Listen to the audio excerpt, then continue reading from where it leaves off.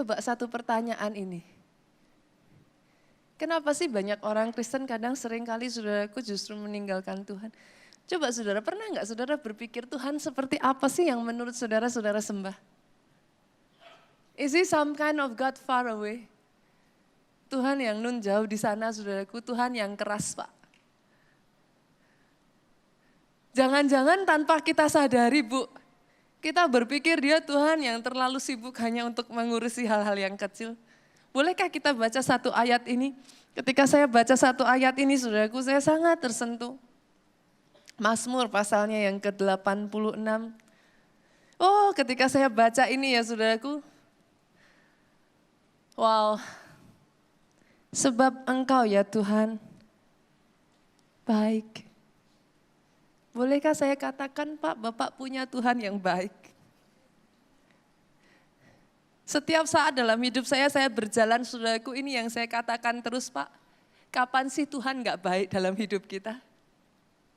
Kita ini loh yang seringnya gak baik. Tapi kapan sih Tuhan gak baik? Selalu dalam hidup kita dia baik. Bukan hanya dia Tuhan yang baik saudara. Karena jangan-jangan pemahaman kita yang salah tentang Tuhan kita menentukan reaksi kita.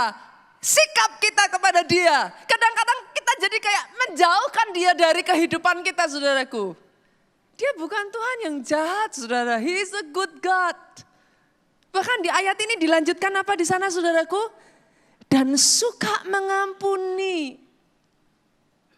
Berapa banyak dalam kehidupan saudara melakukan apa yang tidak berkenan di hadapan Tuhan.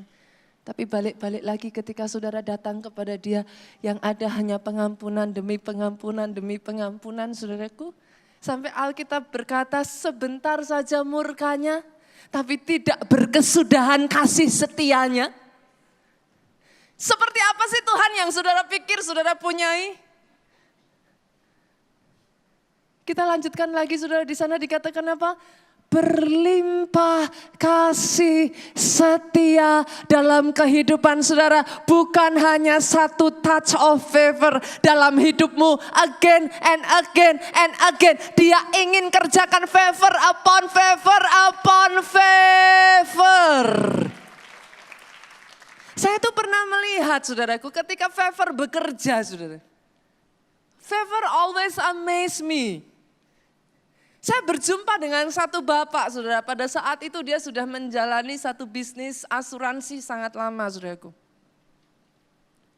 Cukup lama saudara sampai saya kaget ketika dia datang kepada saya dan dia berkata, Pastor tolong doakan saya.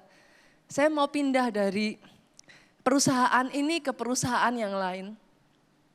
Jujur saya kaget, saya bilang Pak sudah lama loh di perusahaan ini, kenapa gitu. Dia katakan, dia kasih saya beberapa pilihan dari nama-nama perusahaan yang menawarkan kepada dia, saudaraku. Saya berdoa untuk Bapak ini, saudaraku. Saudara tahu apa yang terjadi? Singkat cerita, saudara, saya tidak ceritakan prosesnya. Singkat cerita, saudaraku.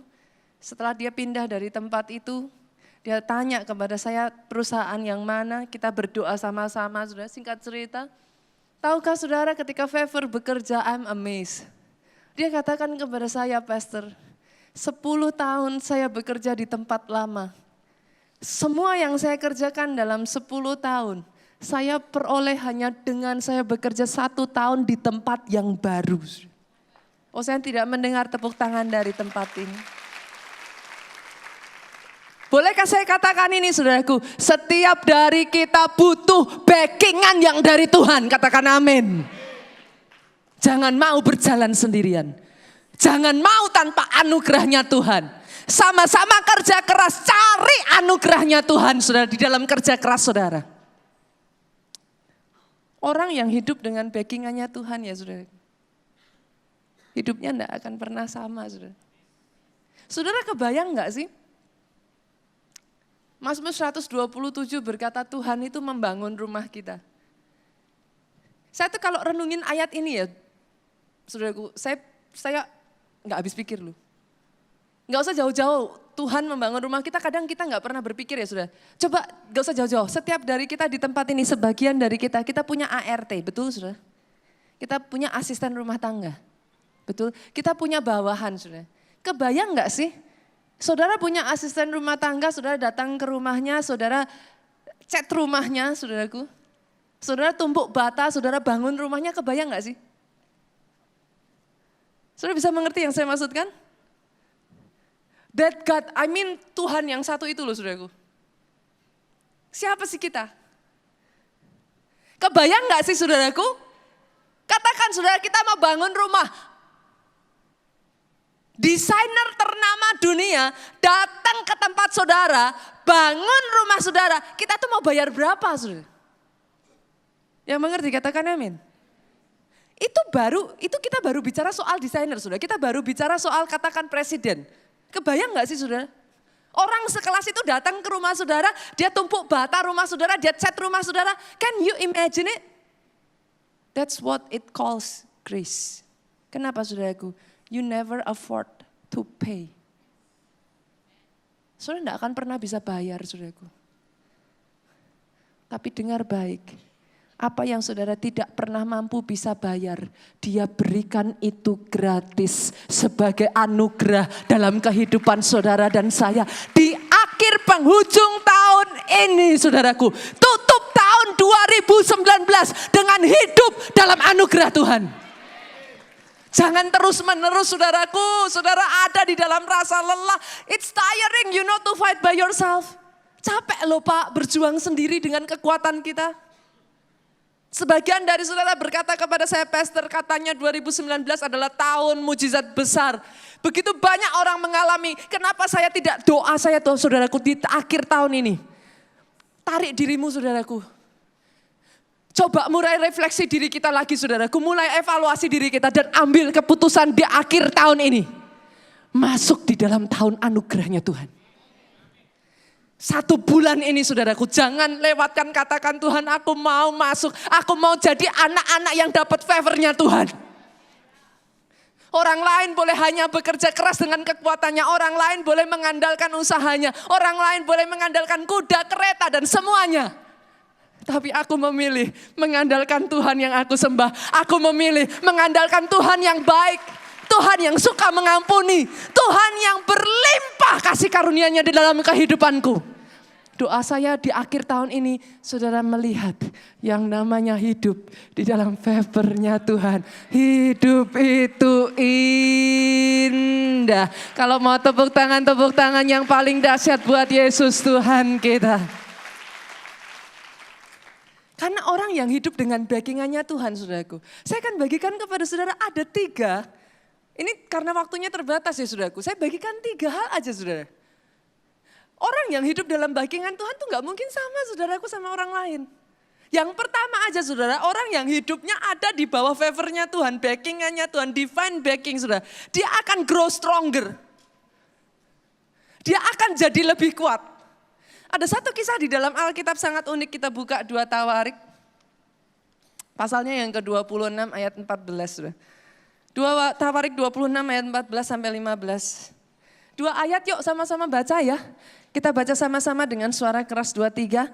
Uzia memperlengkapi seluruh tentara itu dengan perisai, tombak, ketopong, baju sirah, busur dan batu umpan. 15. Ia membuat juga di Yerusalem alat-alat perang, ciptaan seorang ahli yang dapat menembakkan anak panah dan batu besar untuk ditempatkan di atas menara-menara dan penjuru-penjuru. Nama raja itu termasyhur dengan suara keras sampai ke negeri-negeri yang jauh. Karena apa saudara? Ia ditolong dengan ajaib sehingga menjadi kuat. Kalau saudara baca 2 ayat ini maka saudara gak akan dapat gambaran. Tapi ceritanya seperti apa sih ayat ini saudaraku? Ada salah satu raja Yehuda saudaraku namanya Uzia. Raja ini saudara dipilih untuk memerintah sebagai raja di usia 16 tahun. Ada di sini yang usianya masih 16 tahun? Boleh saya lihat? Tangan terangkat. Oh ada 1 saudara. Ada lagi yang usianya 16 tahun? Ada lagi? Ada lagi? 2. Cuman 2. Oke. Saudara bisa bayangkan Raja Uzia ini diangkat menjadi raja di usia semuda Noni yang di sana saudaraku. Semuda yang ada di atas juga, 16 tahun. Di usianya yang ke-16 tahun ini saudara, dia diangkat. Semua orang tidak ada yang menganggap dia akan menjadi seorang raja yang sukses.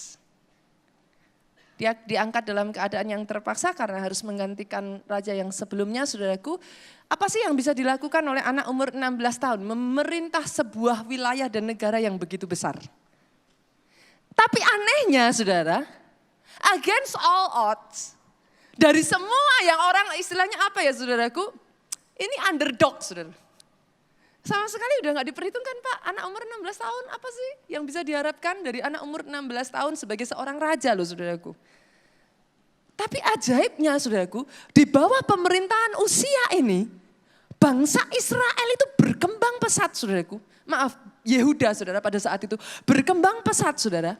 Bukan hanya itu saja, di bawah pemerintahan Usia, bahkan Usia ini Pak memerintah lebih lama dari Daud dan Salomo. Dia memerintah 52 tahun saudaraku. Tidak ada satu orang pun yang memperhitungkan seorang anak berusia 16 tahun bisa melakukan itu. Ajaibnya lagi di bawah pemerintahan Usia ini saudaraku, inovasi demi inovasi. Kemajuan demi kemajuan. Itu dilakukan di dalam bangsa Yehuda pada saat itu. Dan lebih dahsyatnya lagi ketika semua orang bertanya-tanya saudara. Rahasianya apa? Anak 16 tahun bisa melakukan semuanya itu. Ayat 15b menjawab dengan sangat jelas. Boleh kita baca sekali lagi ayat ke-15 bagian B tadi saudaraku. Sama-sama ya saudara. Nama raja itu termasyur sampai ke negeri-negeri yang jauh. Karena apa saudara? Alkitab mencatat loh, apa? Ia ditolong dengan ajaib sehingga menjadi kuat. Saya perkatakan, saya deklarasikan. Dalam kehidupanmu, engkau ditolong dengan begitu ajaib. Dalam pekerjaanmu, engkau ditolong dengan begitu ajaib. Dalam apa yang kau kerjakan, engkau ditolong dengan begitu ajaib. Mau tepuk tangannya yang paling meriah buat Raja di atas segala raja. Lebih dahsyat lagi buat Raja di atas segala raja. Dan Dia membuat engkau menjadi kuat. Engkau tidak lagi menjadi orang-orang yang lemah. Oh yes, di akhir penghujung 2019 ini, engkau ditolong dengan ajaib. Di penghujung 2019 ini, orang melihat engkau, mereka geleng-geleng kepala. Karena mereka berkata, bagaimana bisa seorang menjadi begitu kuatnya. Itu yang jadi atas kehidupan saudara. Kita gak usah bicara jauh-jauh saudaraku. Orang kalau mau ngadain event aja saudara. Contoh sederhana lah saudara. Sukses tidaknya event sangat dipengaruhi dari the person behind the scene, saudaraku. Betul ya? Orang di belakang eventnya ini siapa? Kalau backingannya kuat, ya eventnya besar, saudara. Tapi kalau backingannya kecil, ya sederhana, saudara. Ya nggak bisa. Yang mengerti, katakan amin.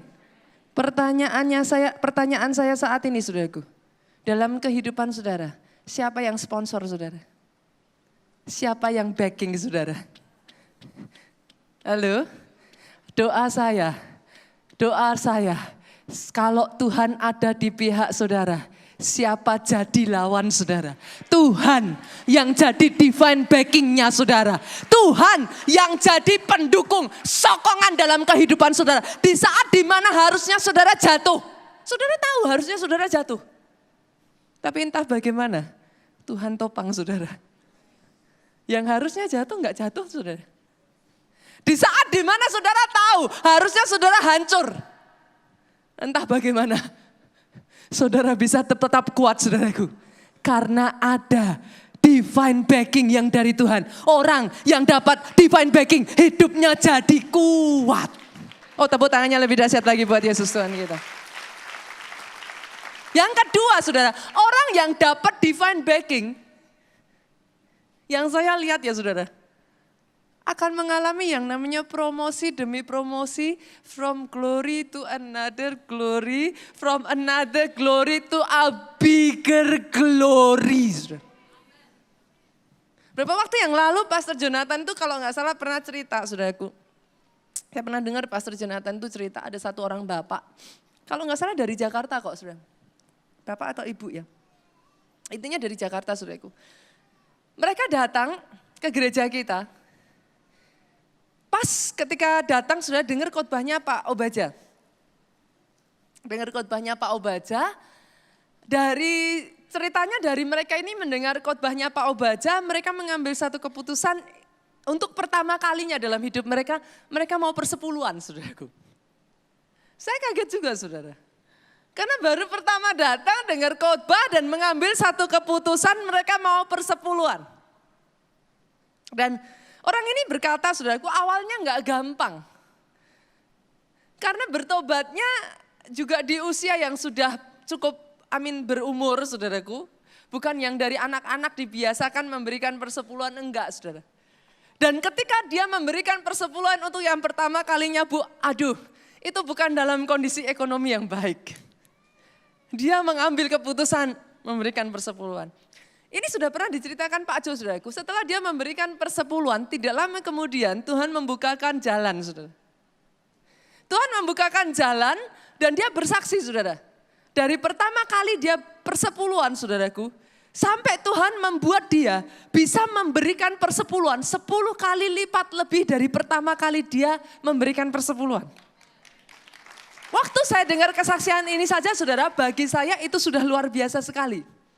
Yang ada di dalam keadaan deadlock, yang tadinya ada di dalam keadaan benar-benar stagnan, seolah-olah kayak enggak ada jalan keluar, nowhere to go, saudaraku, yang saya ceritakan, saudara. Tapi karena satu keputusan, dia melakukan apa yang sesuai dengan kehendak Tuhan, Tuhan bukakan jalan begitu rupa. Ajaibnya, saudaraku, kesaksian ini enggak berhenti sampai di sini. Ini loh yang saya katakan kepada saudara, orang yang ada divine backing, itu dibawa from glory to another glory to a bigger glory, saudara. Baru saja, saudaraku, saya dapat kesaksian lagi dari orang ini, saudara. Sebelumnya dia diberikan Tuhan kemampuan dari yang hanya memberikan persepuluhan aja susah, saudara. Sampai akhirnya bisa memberikan 10 kali lipat. Tahukah saudara, yang terakhir saya dapat kabar, saudara, Tuhan membuat dia dimampukan, Tuhan mampukan dia, saudaraku. Dia dapat closingan, saudaraku. Entah bagaimana cara Tuhan dengan cara yang ajaib. Bukan saja dia bisa memberi 10 kali lipat, saudaraku, dari yang pertama. Kali ini dia bisa memberi 10 kali lipat dari 10 kali lipat yang pertama, saudaraku. Berarti berapa, saudara? 100 kali lipat. Berapa banyak yang setuju dengan saya? Kalau bukan favor dari Tuhan, tidak mungkin. Yang mengerti aminnya yang paling dahsyat. Ini yang saya lihat, saudaraku. Sungguh-sungguh orang-orang yang dalam kehidupannya, saudara, ada divine backing. Pak, anugerah itu tidak akan tidak terlihat, Pak. Orang yang dalam hidupnya ada favor. Orang di sekelilingnya tidak bisa tidak melihat. Karena segala yang dia kerjakan entah bagaimana flourish. Di gereja kita ini ya, saudaraku, ketika kita mulai terus mengangkat Tuhan, nama Tuhan ditinggikan. Sesederhana kalau orang bertanya kepada saya, Pastor, apa yang dikerjakan di gereja ini? Kami tidak melakukan apa-apa yang berbeda, saudaraku. Yang kami lakukan hanya sederhana, Tuhan kasih rema. Sebanyak parit yang engkau buka, sebanyak itulah aku kerjakan mujizatku. Saya sangat ingat sekali rema itu, saudaraku. Kami ada di India pada saat itu. Remanya sederhana, sebanyak parit-parit yang engkau buka, aku akan menyediakan mujizat yang besar atas kehidupanmu. Dan saya, saudaraku, saya bersyukur dengan Pak Pastor Jonathan, saudaraku. Pak Jo itu orang yang kalau terima rema dari Tuhan, dia berani melangkah, saudara. Ada banyak orang sudah terima rema, tapi enggak berani melangkah. Sungguh, saudaraku, apa yang kita kerjakan, kita buka Pondok Daud begitu banyak. Sampai detik hari ini Pondok Daud di Jakarta ini sudah 6 jam, di kota Jogja sekarang sudah 24 jam, saudaraku. Saya tuh sampai merinding saudara. Ketika dinyanyikan penyembahan, pujian penyembahan, Miracle Night Service di Jogja itu baru dibuka minggu lalu saudara. Itu saudara yang pernah ke Jogja. Ada di sini yang pernah ke Jogja, yang tahu Jogja? Ada lagi sebagian ada yang tahu Jogja. Gedung Grand Pelita Keluarga Allah Jogja berapa banyak yang tahu saudara? Tahu ya, ibu tahu, ada sebagian tahu. Dari gedung Grand Pelita sampai ke Yap Square, itu parkiran panjang penuh gak cukup saudara. Jangankan orang mau masuk ke gereja, kita naik sepeda motor, naik mobil saudara. Naik sepeda motor aja, seperti apa sih sepeda motor diselipin dikit kan bisa tuh saudara. Itu satu sepeda motor aja gak muat lagi masuk saudara. Kemarin di kota Solo yang saya dengar saudaraku, Miracle Night Service, itu sudah tempat bawah gak cukup. Orang akhirnya karena gak dapat tempat naik ke ruang battle saudaraku, sekalipun tidak bisa langsung melihat secara langsung saudaraku, orang berbondong-bondong. Satu kali Miracle Night Service saudaraku hampir 1.000 orang hadir. Saudara bisa bayangkan saudara, bagaimana orang dibawa lapar dan haus cari Tuhan. Saya aja saudara, kemarin saya lihat video yang dikirimkan ke saya lihat saudaraku. Saya dengar orang pujian penyembahan, saya nggak tahu multimedia ada nggak ya? Disimpan nggak ya dari yang minggu lalu saya minta ya? Karena saya minggu lalu nggak khotbah di jam ini saudaraku. Ada nggak ya? Kalau ada boleh dong yang dari Jogja ditayangkan. Saya itu dikirim saudaraku videonya saudara. Saya dengarkan, itu orang bukan ibadah loh saudara, bukan hari Minggu loh. Itu bahkan bukan KKR Pak. Itu orang berjejalan dari depan sampai paling belakang, gak ada tempat yang orang itu sampai berjubel saudaraku. Bukan sampai satpam di depan tuh sampai bingung ini ada ibadah apa. Bukan ibadah, Pondok Daud, Miracle Night Service saudara di Jogja. Ketika saya dengar penyembahan bagi Tuhan tak ada yang mustahil. Saya dengarkan saudaraku. Saya aja yang manusia terharu loh Bu. Bagaimana dengan Tuhan yang 24 jam dalam sehari namanya dipuji-puji, ditinggikan. Itu sebabnya saudaraku, pilihlah untuk hidup dalam favor.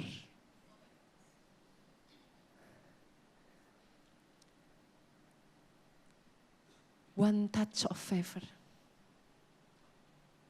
Just one touch, Bu. Worth much more than, lebih dari kerja keras seumur hidup kita, saudaraku. Sebagian dari saudara bertanya, Pastor, bagaimana kalau saya nggak punya siapa-siapa yang backing saya? Saya nggak punya modal yang besar. Saya nggak ada kenalan yang orang-orang yang kuat. Bagaimana kalau tidak ada satu orang pun yang membacking saya? Coba baca kisahnya saudara. Ini kisah yang terjadi dalam kehidupan seseorang yang tidak punya siapa-siapa dalam hidupnya. Kejadian 39 ayat 1 sampai 4. Kita baca bergantian ya. Saya baca ayat 1. Adapun Yusuf telah dibawa ke Mesir. Dan Potifar seorang Mesir pegawai istana Firaun kepala pengawal raja membeli dia dari tangan orang Ismail yang telah membawa dia ke situ. Ayat 2 saudaraku dengan suara keras 2-3. Tetapi Tuhan menyertai Yusuf sehingga ia menjadi seorang yang selalu berhasil dalam pekerjaannya. Maka tinggallah ia di rumah tuannya orang Mesir itu. Tadi sampai ayat pertama tadi saudara, kira-kira loh saudaraku, kalau Yusuf dijual jadi budak, dia punya siapa sih saudara? Seorang budak dijual saudaraku dengan paksa, diambil dengan paksa, dijual di luar kehendaknya dia saudara. Dia punya siapa? Enggak ada saudara. Adakah di sini yang keadaannya lebih buruk dari Yusuf? Adakah di tempat ini yang saudara dijual sebagai budak? Coba senggol kiri kanan katakan, keadaanmu jauh lebih baik. Yang mengerti aminnya yang paling keras. Kalau di sini hari-hari ini ada yang merasa hidupnya saudaraku ada di dalam keadaan yang menderita. Senggol kiri kanan sekali lagi katakan, keadaanmu sudah lebih baik. Yusuf gak punya siapa-siapa saudara. Tapi ajaibnya ayat 2 mengatakan apa saudaraku? Ayat 2 tadi mengatakan apa? Tuhan menyertai Yusuf. Kita baca ya ayat 3 saudaraku. Setelah dilihat oleh tuannya bahwa Yusuf disertai Tuhan. Dan bahwa Tuhan membuat berhasil segala sesuatu yang dikerjakannya 4 bersama 2, 3. Maka Yusuf mendapat kasih tuannya. Ia boleh melayani dia. Kepada Yusuf diberikannya kuasa atas rumahnya. Dan segala miliknya diserahkannya pada kekuasaan Yusuf atas kehidupanmu. Engkau mendapat kasih dari orang-orang yang ada di sekitarmu. Engkau mendapat kuasa. Sehingga dalam kehidupanmu engkau dipercayakan hal-hal yang besar. Saya berdoa saudaraku. Di penghujung tahun ini. Saudara bukan berkata, pastor, hidupku tidak lebih baik. No. Di penghujung tahun ini bolehkah saya mendengar dari mulut setiap anggota jemaat keluarga Allah di tempat ini. Ucapan syukur demi ucapan syukur. Nyanyian pujian demi pujian berkata kebaikan-kebaikanmu. Amin saudaraku. Kebaikan dan kebaikanmu Tuhan. Jangan pernah katakan Tuhan engkau di mana. Tuhan kenapa Tuhan izinkan seperti ini terjadi dalam hidupku. Tuhan kok engkau tinggalkan aku no. Mulai sejak dari hari ini yang keluar dari dalam mulut saudara. Saudara berkata Tuhan itu baik. Kebaikan demi kebaikan itu yang menyertai hidupku. Tuhan itu suka mengampuni aku. Kasih karunia Tuhan melimpah-limpah dalam kehidupanku. Orang yang ada di sekeliling aku entah bagaimana saudaraku. Melihat saudara, ada kasih muncul saudara. Melihat saudara, ada favor muncul. Melihat saudara, diberikan kepercayaan, tanggung jawab, kuasa yang lebih. Sehingga engkau tidak turun tetapi terus naik. Boleh saya dengar tepuk tangan yang paling meriah dari tempat ini lebih dahsyat lagi buat Yesus Tuhan kita.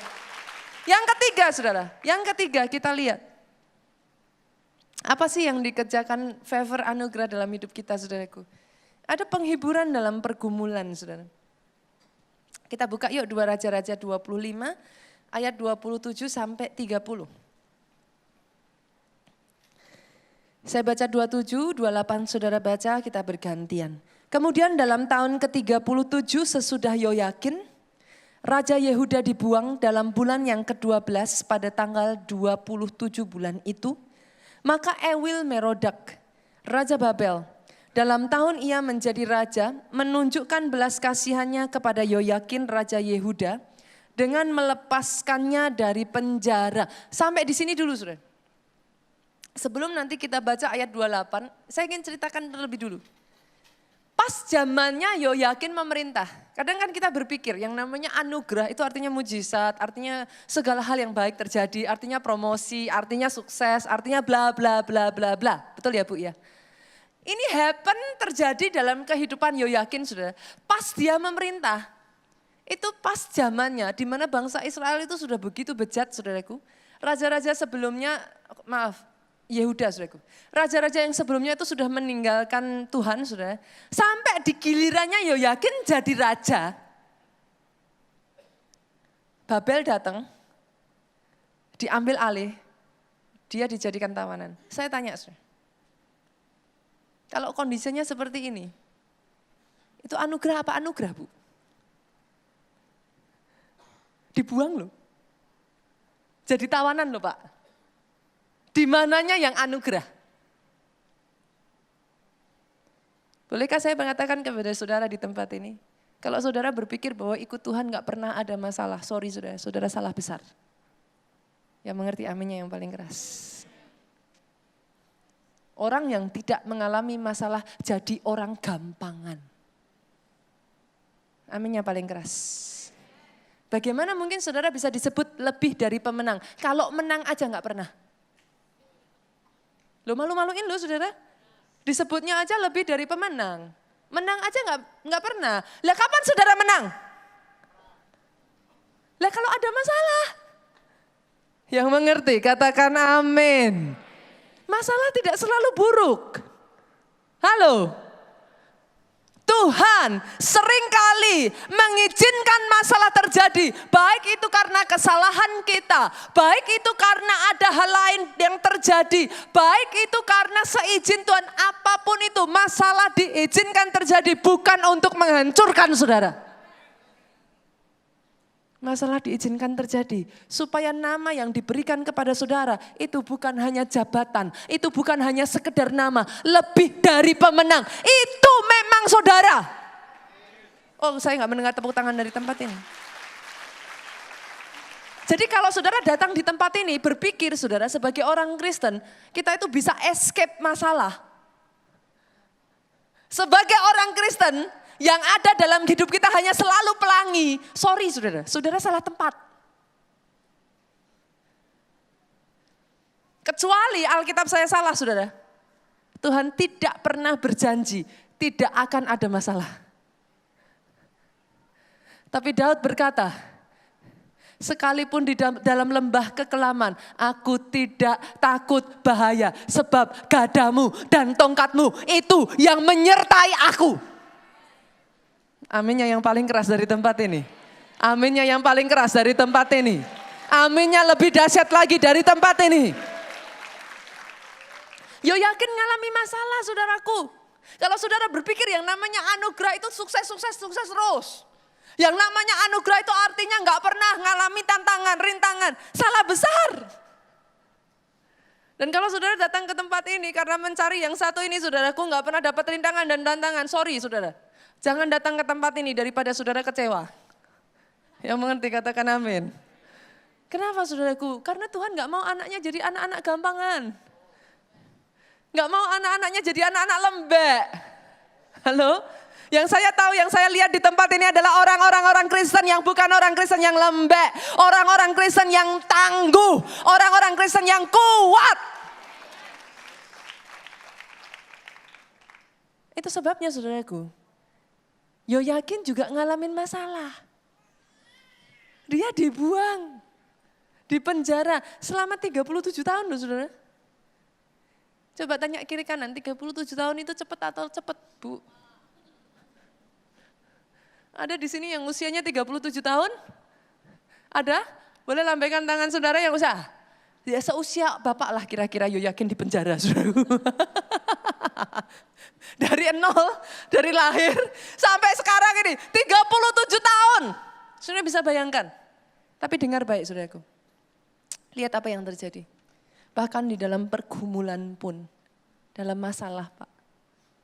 Coba kita lihat ayat yang ke-28 yuk sama-sama baca dengan suara keras 23. Sudah dikeluarkan multimedia? Bisa bantu saya?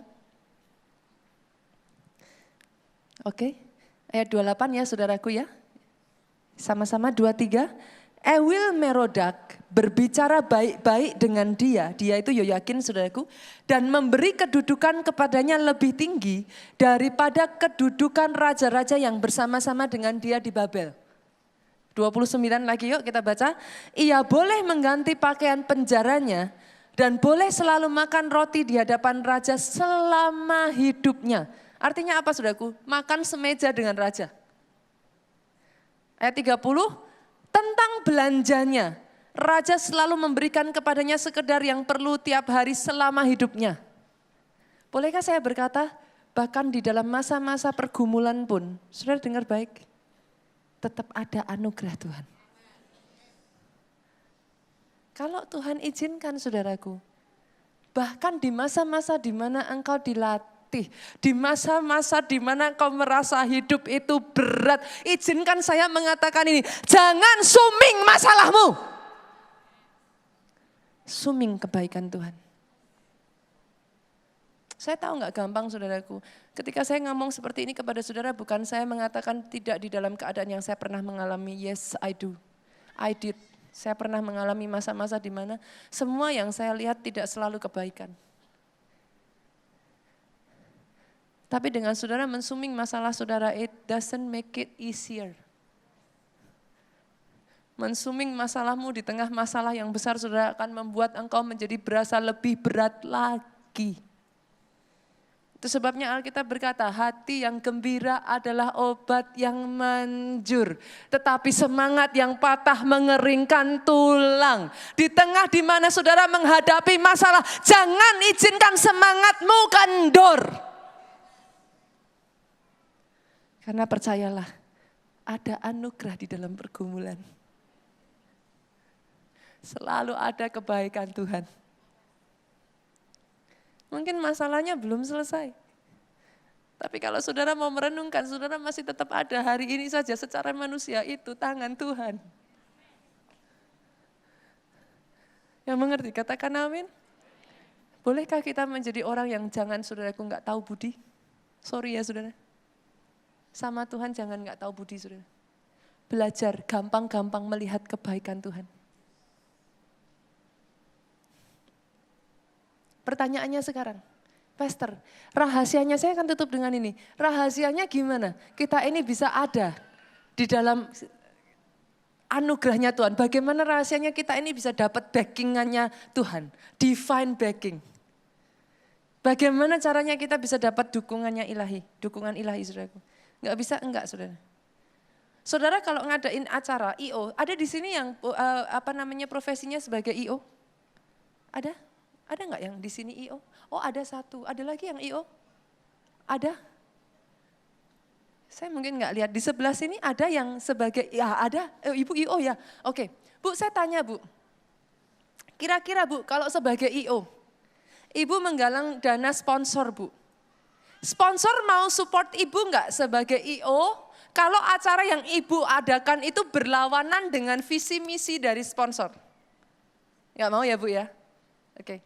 Saudara mengerti yang saya maksudkan? Bagaimana cara saudara mendapat divine backing? Nomor satu saudara enggak bisa enggak. Saudara itu harus sejalan dengan rencananya Tuhan. Enggak bisa enggak saudara? Hidupmu harus sejalan dengan visinya Tuhan. Yang kau kerjakan saudaraku enggak bisa enggak. Harus sejalan dengan yang Tuhan mau. Karena orang dunia saja tahu saudara. Kalau saudara tidak sejalan, enggak akan dapat support. Yang mengerti amennya yang lebih keras. Tahukah saudara apa yang membuat kehidupan Yoyakin berbeda saudara? Karena di saat yang bersamaan dengan Yoyakin ini saudara, ada satu raja yang sama-sama ada di dalam pembuangan saudara. Tapi berakhir mengenaskan saudara. Yoyakin tidak dibunuh aja, itu sudah puji Tuhan saudara. Ada satu raja bersamaan dengan Yoyakin namanya Sedekia saudara. Sama-sama dibuang Pak, sama-sama ditawan. Tahukah saudara? Di depan matanya semua anak-anak disembelih di depan matanya saudara. Kalau kita mencatat, saudara cari aja Sedekia namanya saudara. Bukan hanya di depan matanya, anak-anaknya, keluarganya disembelih di depan dia saudaraku. Setelah dilakukan itu di depan dia saudara, matanya dicungkil saudara.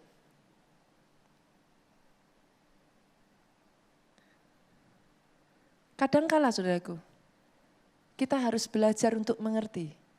Kalau saudara mau dapat favornya Tuhan, saudara enggak bisa di luar rencananya Tuhan. Jadi hari ini kalau saudara mau dapat favornya Tuhan, langkah pertama yang saudara harus lakukan, bagi saudara yang dengarkan ini streaming saudaraku ataupun lewat YouTube. Kalau saudara dengarkan ini dan saat ini saudara belum terima Yesus sebagai Tuhan dan Juru Selamat dalam hidupmu, izinkan saya katakan ini saudaraku. Make your position right before God. Saudara enggak bisa minta anugerah Tuhan tanpa saudara ada di dalam jalurnya Tuhan. Enggak bisa. Langkah pertama yang harus saudara lakukan, terima Yesus sebagai Tuhan dan Juru Selamat dalam kehidupanmu. Kalau hari ini saudara datang dan saudara belum terima Yesus, pastikan ambil keputusan saat ini juga terima Yesus sebagai Tuhan dan Juru Selamat atas kehidupan saudara. Tapi setelah saudara terima Yesus sebagai Tuhan dan Juru Selamat saudaraku, mulai ikuti jalannya Tuhan. Yang kedua, kalau saudara mau terima anugerah Tuhan enggak bisa enggak. Coba senggol kiri kanan, belajar taat. Yang mengerti katakan amin. Taat itu kata yang hanya terdiri dari 2 huruf saudaraku. T-A-A-T. Saudara. Kata yang hanya Sangat sederhana dan pendek, tapi berapa banyak dari saudara yang tahu, bahkan sejak dari kecil aja, anak-anak kita disuruh taat, susahnya minta ampun. Yang mengerti katakan amin. Saudara kalau jengkel lihat anak saudara enggak taat, coba saudara, kira-kira seperti itulah rasanya kalau Tuhan lihat kita enggak taat, saudaraku. Yang mengerti aminnya lebih keras lagi. Lihat kiri kanan kalau datang sama suami istri katakan, mangguk-mangguk bener mah. Kita bisa jengkel lihat anak kita enggak taat. Tapi coba kalau anak kita dikasih kesempatan ngomong sama kita, mah makanya taat sama Tuhan mah. Yang mengerti aminnya lebih keras lagi. Tahukah saudara kenapa Sedekia sampai mengalami seperti itu sedangkan Yoyakin diluputkan saudara? Yang pertama nggak bisa enggak, saudara harus hidup sesuai dengan jalannya Tuhan. Kenapa? Saya buka dulu, nanti saya jelaskan saudara. Kenapa kok bisa sampai seperti itu? Amsal 16 ayat 7. Dalam masa-masa Yoyakin itu dibuang saudara. Tadinya Yoyakin itu raja yang jahat saudara. Tapi setelah dia dimasuk di masa pembuangan, saudara, ajaibnya, dia bertobat. Dia mencari Tuhan. Dia berbalik dari jalannya yang jahat. Namanya Yoyakin diganti menjadi Yekonya, saudara. Amsal 16 ayat 7 mengatakan apa? 2-3. Jika Tuhan berkenan kepada jalan seseorang, maka musuh orang itu pun didamaikannya dengan dia. Luruskan dulu jalanmu, saudara. Kalau masih ada dosa, buang. Jangan kompromi. Kalau Tuhan ingatkan saudara, ada hal-hal yang saudara simpan, yang Tuhan tidak berkenan. Jimat, apa segala macam, buang.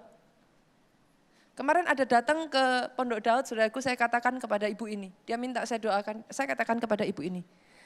Jangan cari Tuhan di saat bersamaan cari dukun. Sepakat ya sudah? Enggak ada instant way, enggak ada jalan pintas. Kalau cari Yesus ya Yesus saja. Jangan ditambah yang lain-lain. Kalau saudara memang niat cari Yesus, datang sama Yesus, buang yang lain. Yang mengerti aminnya ya paling keras. Karena ketika saudara itu jalanmu berkenan di hadapan Tuhan. Kalau ditanya kenapa Raja Babel sampai memberi anugerah begitu kepada Yuda, kita nggak ngerti saudara kenapa. One touch of favor. Tapi favor itu terjadi ketika Yoyakin berbalik kepada Tuhan. Kenapa Sedekia tidak, saudara? Nah ini ada ceritanya, saudara. Di zaman itu, Nabi Yeremia sudah memberikan, saudaraku, peringatan, saudara. Kita buka ayatnya, saudara. Kita buka ayatnya.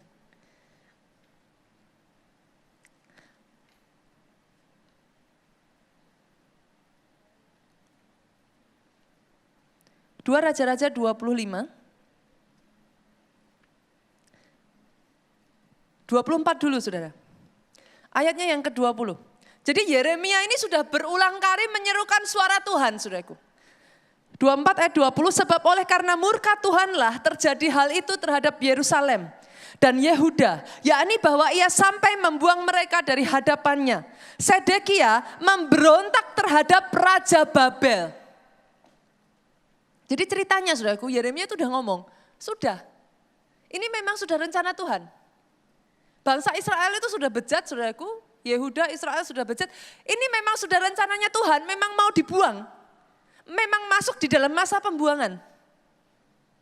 Singkat cerita saudaraku, pesannya Yeremia sudah disampaikan oleh Yeremia, tapi Sedekia memberontak saudara.